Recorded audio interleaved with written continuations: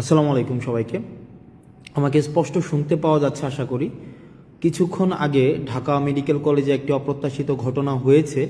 আমরা শুনতে পেয়েছি যে ঢাকা মেডিকেল কলেজে যারা ডাক্তার রয়েছেন তাদের উপর একটা অতর্কিত হামলা হয়েছে। আমরা যখনই বিশ্ববিদ্যালয়ের শিক্ষার্থীরা এই খবরটি আমাদের কাছে এসেছে যে বিশ্ববিদ্যালয়ের একটা রোগী যারা ছিল তাদের মধ্য থেকে হয়তো কেউ অপ্রত্যাশিতভাবে মারা গিয়েছে, তখন একটা সংক্ষুব্ধ পক্ষ ডাক্তারদের উপরে অতর্কিত হামলা চালায়। একটা বিষয় আমি স্পষ্ট করতে চাই আপনাদের, আমাদের যে গণ অভ্যুত্থানের যে মূল স্পিরিট ছিল, আমাদের যে গণ অভ্যুত্থানের যে জায়গাটি ছিল, সেই জায়গাটি কিন্তু হচ্ছে ন্যায্যতার ভিত্তিতে সমাজ প্রতিষ্ঠিত হবে, একটি সিস্টেম ডেভেলপ করবে এবং এই সিস্টেমের মধ্য থেকেই হচ্ছে আমাদের সমাজ, রাষ্ট্র তথা আমাদের দেশ পরিচালিত হবে। এখন দেখেন আপনারা, যে আমরা দেখছি যে বিভিন্ন জায়গা থেকে যে এই ধরনের কাজগুলো করা হচ্ছে, যেমন আজকে ডাক্তারদের উপরে হচ্ছে অতর্কিত হামলা করা হলো। একটা রুগী মারা যাচ্ছে, তার পেশাদারি কার্যক্রম ডাক্তার যখন চালাচ্ছে, এখন রুগী যদি মারা যায়, এখন ডাক্তাররা কি আপনি যদি ফোর্স করেন যে আমার রুগীকে বাঁচাই দিতে হবে, এখনই বাঁচাই দিতে হবে, মানে বাঁচাই দিতেই হবে, মানে এটা তো প্রফেশনালিজমের মধ্যে পড়ে না ভাই।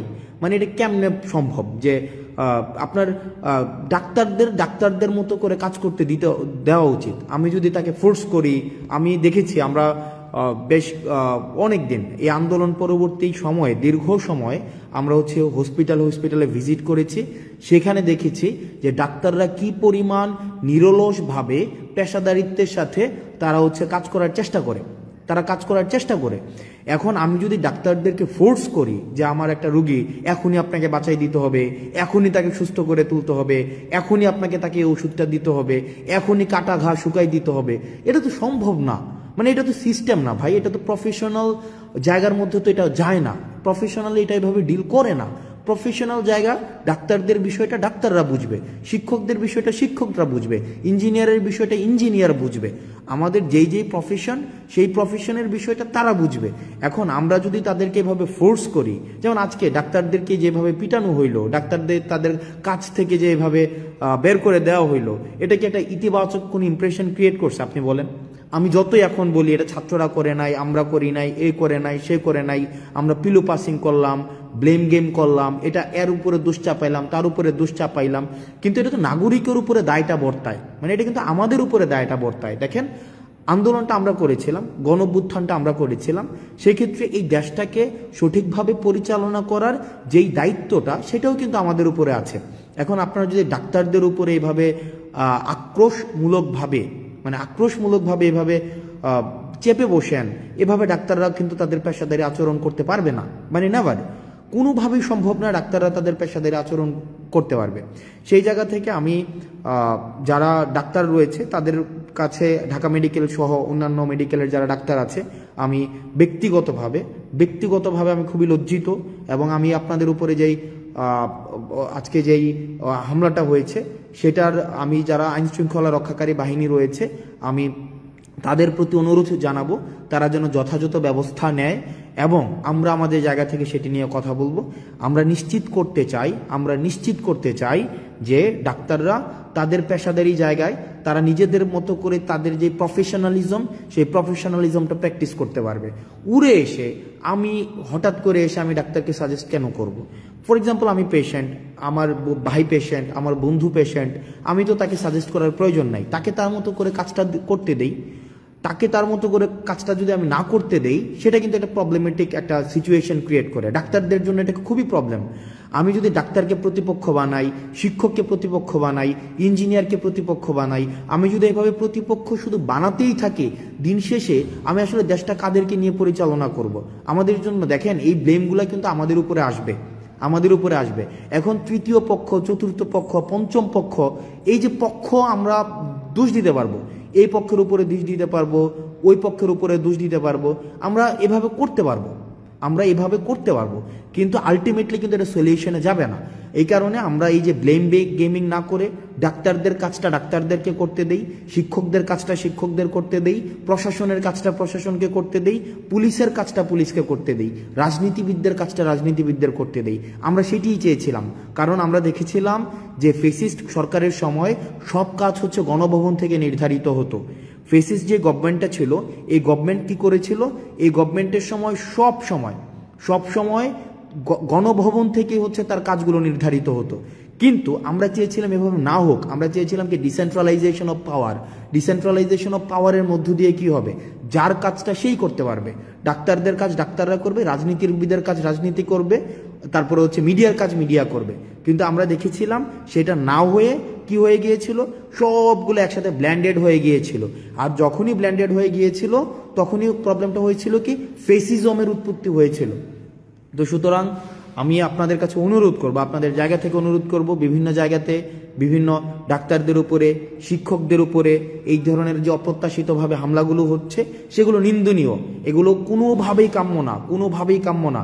এখানে পাওয়ার পলিটিক্স, পেশি শক্তি বা সিস্টেমের বিরুদ্ধে গিয়ে কোনো ধরনের জোর করে বাধ্যতামূলকভাবে কিছু করানো, এই বিষয়গুলোকে কখনোই আমরা স্বাগত জানাই না, এগুলোকে আমরা পৃষ্ঠপোষকতা দেইও না।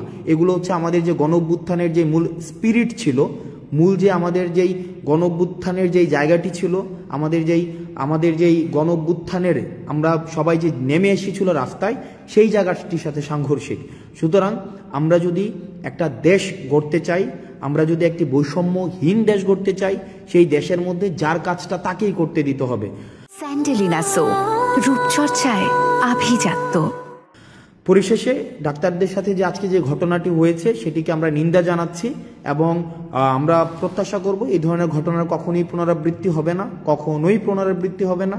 এবং ডাক্তার সংশ্লিষ্ট যারা রয়েছেন, আপনারা যে নিরলসভাবে কাজ করে যাচ্ছেন সেটিকে আমরা স্বাগত জানাই। আপনারা যে নিরলস কাজটাকে আমরা সম্মান জানাই।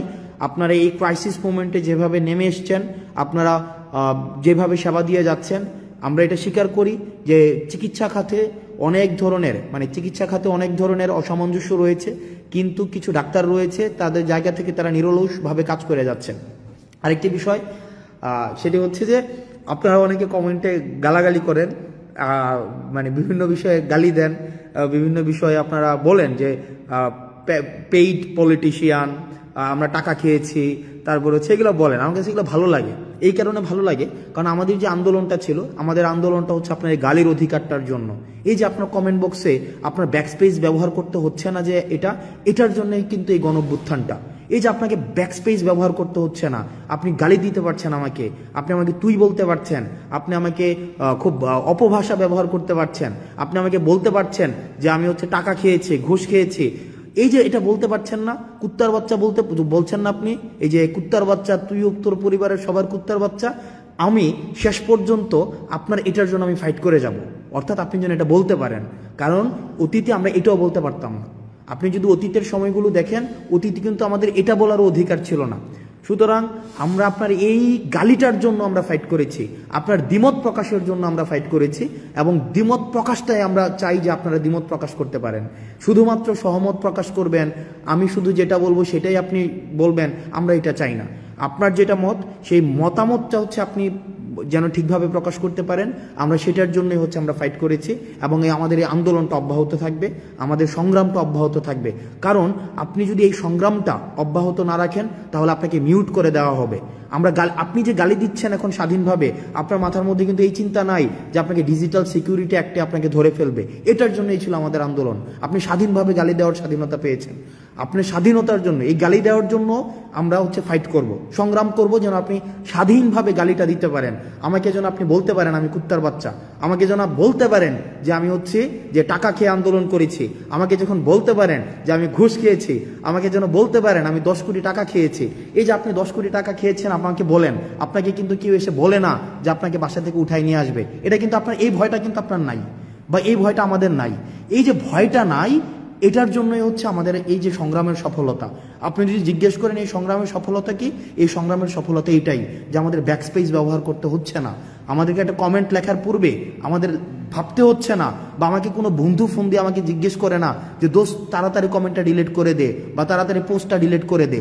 এইটার জন্যই হচ্ছে আমাদের আন্দোলন।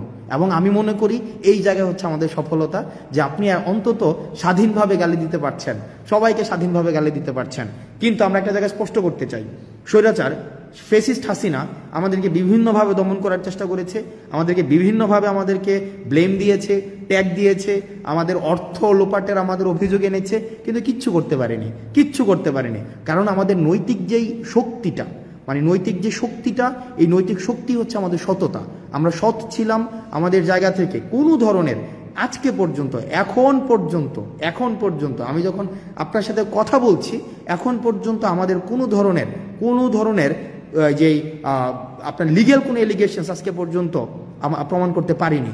তো সুতরাং আমরা আমাদের যতক্ষণ পর্যন্ত আমাদের নৈতিকতার জায়গাটা স্পষ্ট থাকবে, স্বচ্ছ থাকবে, ততদিন পর্যন্ত এই সংগ্রামটা চলবে। আপনাদের অনেকে বলেছেন যে 10 কোটি টাকা আমরা খেয়েছি, 10 কোটি, 20 কোটি, 30 কোটি লাক্সারিয়াস গাড়িতে চলাফেরা করি।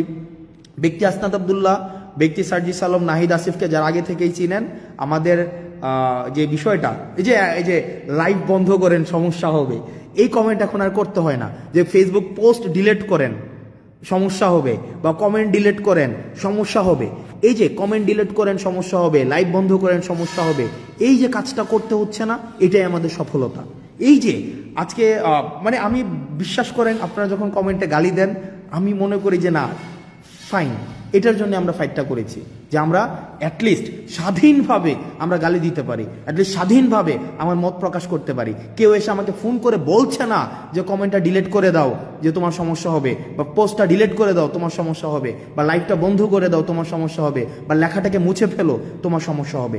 এটার জন্যই মূলত হচ্ছে আমরা আন্দোলনটি করেছিলাম। এখন এই আন্দোলনের, সংগ্রামের এই স্পিরিটটি যদি ধরে রাখতে চাই, তাহলে আপনাদের মাথায় রাখতে হবে, চাঁদাবাজদের বিরুদ্ধে দাঁড়াতে হবে, অন্যায়ের বিরুদ্ধে দাঁড়াতে হবে, যারা পেশাদার তাদের কাজটা তাদেরকে করতে দিতে হবে, যারা লেখক তাদেরকে লিখতে দিতে হবে, যারা মিডিয়া কর্মী তাদেরকে স্বাধীনতা দিতে হবে, যারা চিকিৎসক তাদের চিকিৎসা করার স্বাধীনতা তাদের মতো করে দিতে হবে, যারা ইঞ্জিনিয়ার তাদের কাজটা তাদের মতো করতে দিতে হবে, যারা শিক্ষকদের কাজটা শিক্ষকদের মতো করতে দিতে হবে।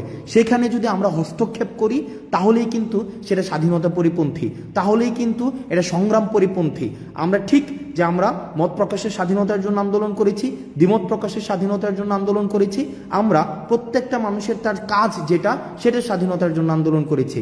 এই আন্দোলনের স্পিরিটটা যেন নষ্ট করতে না পারে আমাদের বিভিন্ন উপলক্ষ তৈরি করার মধ্য দিয়ে, সেটির জন্য আমাদের সবসময় সচেতন থাকতে হবে, সবসময় সচেতন থাকতে হবে। কারণ মনে রাখতে হবে যে আমাদের যে অর্জনটি হয়েছে, এই অর্জনটি হচ্ছে প্রাথমিক অর্জন। এই অর্জনের ধারাবাহিকতাটি যদি আমরা রক্ষা করতে চাই, এই ধারাবাহিকতা রক্ষা করার জন্য আমাদের লড়াইটি, সেটি হচ্ছে চলমান, এবং আমাদের লড়াইটিকে অব্যাহত রাখতে হবে। আমরা আমাদের জায়গা থেকে সামাজিকভাবে যেই প্রবলেমগুলা অ্যারাইজ করেছে, আমাদের এখন সোশ্যাল কিছু প্রবলেম অ্যারাইজ করেছে, চাঁদাবাজি বেড়ে গিয়েছে, বিভিন্ন জায়গায় হচ্ছে পদত্যাগ করানো হচ্ছে, বিভিন্ন জায়গায় দেখছি আমরা সিস্টেমের বাইরে গিয়ে বাধ্য করা হচ্ছে বিভিন্ন পদত্যাগ করানোর জন্য। এইসব বিরুদ্ধে আমাদের কথা বলতে হবে, সামাজিকভাবে কথা বলতে হবে। এখানে এমন না যে এটা নেতা নির্ভর, একজন নেতাই কথা বলবে, প্রত্যেকের জন্য ওপেন ফ্লোর।